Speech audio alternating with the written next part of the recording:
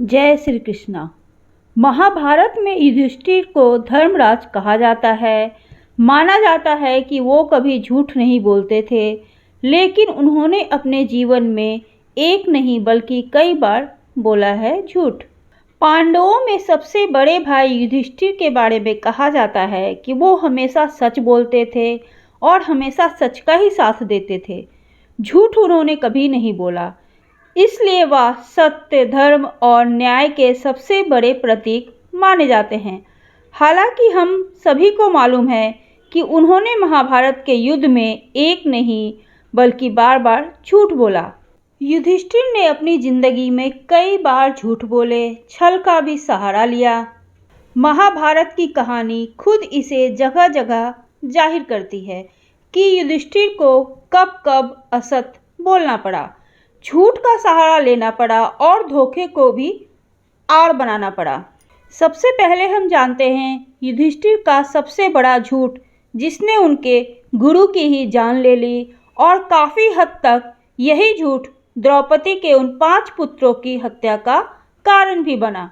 युधिष्ठिर का सबसे बड़ा और सबसे ज़्यादा चर्चा में रहने वाला झूठ अश्वत्थामा हतो नरो वा कुजरो वा है, जो महाभारत युद्ध के दौरान द्रोणाचार्य को हराने के लिए बोला गया था। महाभारत के युद्ध में द्रोणाचार्य एक अपराजेय योद्धा थे। उन्हें पराजित करना असंभव था, क्योंकि वे तब तक हथियार नहीं डाल सकते थे जब तक उन्हें अपने पुत्र अश्वत्थामा की मृत्यु का विश्वास न हो। श्री कृष्ण ने यह रणनीति बनाई कि द्रोणाचार्य को झूठ बोलकर उनके पुत्र अश्वत्थामा की मृत्यु का संदेश दिया जाए।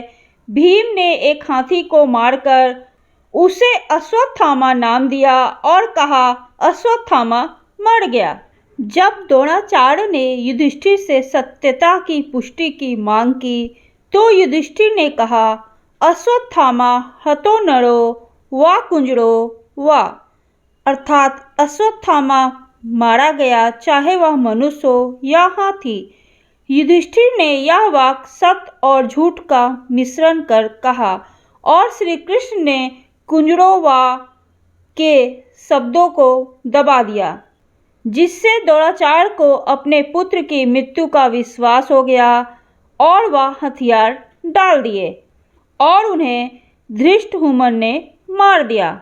इस घटना की जानकारी जब द्रोणाचार्य के बेटे अश्वत्थामा को मालूम हुई और ये पता लगा कि युधिष्ठिर से झूठ कहवाकर उनके पिता की हत्या कर दी गई है, तो वह क्रोध से पागल हो गए।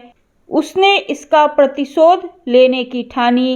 इसी के चलते रात में पांडवों के कैंप में घुसकर और 5 पांडवों की गलतफहमी में अश्वत्थामा ने द्रौपदी के लेटे हुए 5 बेटों की हत्या कर दी। महाभारत की कथा बताती है कि अपने इस झूठ के कारण ही युधिष्ठिर को थोड़ी देर के लिए नरक में भी जाना पड़ा था। हालांकि ये थोड़ी ही देर के लिए था, फिर वो अस्थायी तौर पर स्वर्ग में आ गए थे। लेकिन ये झूठ युधिष्ठिर के लिए हमेशा का कलंक बन गया। युधिष्ठिर जी ने दूसरा झूठ तब बोला जब सारे पांडव लाक्षागृह से बच निकले। वह गुपचुप रहने लगे। इसी बीच जब राजा द्रुपद ने द्रौपदी के लिए स्वयंवर का आयोजन किया, तब युधिष्ठिर ने अपने भाइयों के साथ ब्राह्मणों के भेष में पहुँचे। जब उनसे उनकी पहचान पूछी गई, तब उन्होंने झूठ का सहारा लेते हुए खुद और 5 भाइयों की पहचान छिपा ली। तब उन्होंने सभी को यह बतलाया कि हम लोग ब्राह्मण हैं। द्रौपदी के स्वयंवर में जब अर्जुन जीत गए और वहां पहुंचे, सारे राजा इससे नाराज हो गए। तब युधिष्ठिर ने पांडवों की सही पहचान बताने की बजाय सभी को ब्राह्मण ही बताया। महाभारत काल के दौरान अज्ञातवास के दौरान युधिष्ठिर जब अपने भाइयों की पहचान छिपाते हुए राजा विराट के दरबार में पहुंचे, तो उन्होंने खुद को एक ब्राह्मण और कंक नामक पासा खेलने वाला व्यक्ति के रूप में प्रस्तुत किया। ये झूठ तो था ही, लेकिन इसे एक रणनीति छल या छलवेश कहा जा सकता है। जब तक युधिष्ठिर ने काक के रूप में राजा विराट की सेवा की, तब तक रोज ही अपनी पहचान छिपाई और अपने बारे में झूठ बोलते रहे। ये बताते रहे कि किस तरह जब वह पिछले राजा के साथ काम कर रहे थे तो वह उनके खेल और चातुर्य का कितना प्रशंसक था। तब उन्हें राजा विराट से रोज ही अपनी पहचान के बारे में असत्य ही बोलना पड़ता था। हालांकि ये कह सकते हैं कि उन्होंने कोई ऐसा झूठ नहीं बोला जिससे किसी को सीधे नुकसान पहुंचे या जिससे नैतिकता का बड़ा उल्लंघन हुआ हो। जब युधिष्ठिर शकुनी के साथ पासा खेल रहे थे तब वह खुद को हार गए। इसके बाद भी उन्होंने अपने भाइयों और फिर द्रौपदी को दांव पर लगा दिया, लेकिन न्याय कहता है कि युधिष्ठिर ऐसा नहीं कर सकते थे। ये भी युधिष्ठिर को न्याय राह से एक विचलन ही कहा जा सकता है। अपनी पत्नी द्रौपदी को दांव पर लगाकर उन्होंने नैतिकता का उल्लंघन किया। युधिष्ठिर ने कई मौकों पर नीतिगत उलझनों में सत्य और धर्म के बीच संतुलन बनाने की कोशिश की।